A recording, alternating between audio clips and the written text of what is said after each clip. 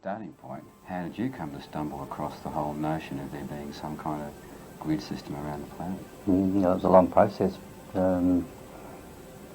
My interest started back in 1952 when I actually sighted what we generally call a UFO over the Manico Harbour in Auckland, and I knew then there was something up there that was strange. It was definitely not an aeroplane in those days. So I naturally got curious and kept looking for them in the future. I went through sighting reports and picked out all the ones that were hovering over positions, plotted them out on a map and found that they're all in grid lines.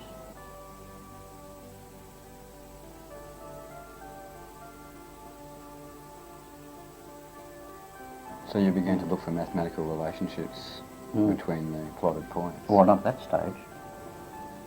I considered then I'd probably found a section of a world system. So I had to wait again until this came up. Now that, this is Harmonic 33? Yeah, that thing was photographed on the seabed off South America, and it was 13,500 feet under the surface. And we actually visited the ship that it was taken from.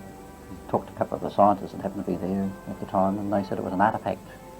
In other words, it wasn't a plant or anything. They'd given the actual position of that in latitude and longitude. So I calculated the opposite position on the other side of the world in Siberia. Then spent a week or so drawing patterns on a plastic board to find some sort of a system, a pattern, as a hunch. And then hung that pattern on those two positions and swung it around until I fitted the section I found in New Zealand and found it fitted. Just slotted straight into it. So that was a relationship from two sides of the world on a... It was still just a hunch at that stage. I didn't know whether I'd hit it or not, but I just carried on from that point. And then had a good look at the polar sections of the system and broke it down into mathematics and found I could apply that to speed of light, gravity and mass. The notion that the Earth has a basic harmonic symmetry is very ancient. Even Socrates told his pupils that the real Earth viewed from above is supposed to look like one of those balls made from 12 pieces of skin sewn together. Some 2,000 years later, 3 Russian scientists called Goncharov, Morozov and Makarov had the idea of examining the globe to see if there was any pattern linking significant historical sites. There was. Like Captain Bruce Cathie in New Zealand, the Russian researchers found a precise and recurring geometric pattern connecting key sites from Egypt to China. They had discovered a worldwide lattice-work pattern, an energy matrix as they put it, that was built into the structure of the Earth.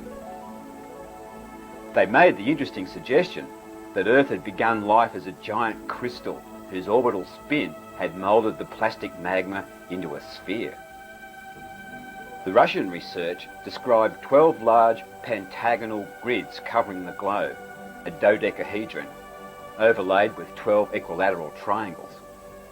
At the same time, in the United States, Ivan Sanderson, researcher into the unexplained, began plotting areas around the globe where magnetic anomalies and other energy aberrations were linked to a full spectrum of strange physical phenomena. He developed a 12-point icosahedron grid that linked these places. These 12 key areas of strange energy effects in the pattern of an icosahedron were also mapped out by scientist J.J. Hurtak in 1977. Then in the late 70s, the American scientific team Bill Becker and Betty Hagen combined the two areas of research, producing a combination icosa and dodecahedron. The overlapping icosa-dodecahedron grid has now been adopted by almost all grid researchers except Bruce Cathie, who's developed unique mathematics working with a cube octahedron grid. The lines and intersection points on the Becker-Hagen grid were found to match the Earth's seismic fracture zones and ocean ridge lines, as well as outlining world atmospheric patterns, paths of migratory animals and nomadic peoples, gravitational anomalies, the sighting of ancient civilizations, and the worldwide enigma of pyramids. Famous points on the grid include the Great Pyramid, Easter Island, Maralinga in Australia, Nazca in Peru, Angkor Wat in Cambodia, Stonehenge and so on. So it's only now becoming clear to latter-day researchers that knowledge of the Earth's biomagnetic field is very ancient and has been utilised by civilisations in prehistory.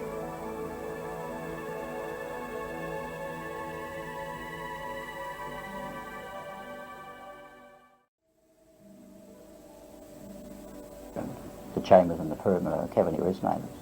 Cavity resonators. Yeah, it's some sort of could be a transmitter of some sort, I'm not sure. One that picks up sound and oscillates it in a particular sort of fashion. I think they were probably activated by sound waves. But what the effect was after that, I don't know. But I've got a hunch that there's something to do with communication. I didn't know at that stage that the Earth had two magnetic fields. We thought there's only one, but there's two, which are running through each other in opposite directions.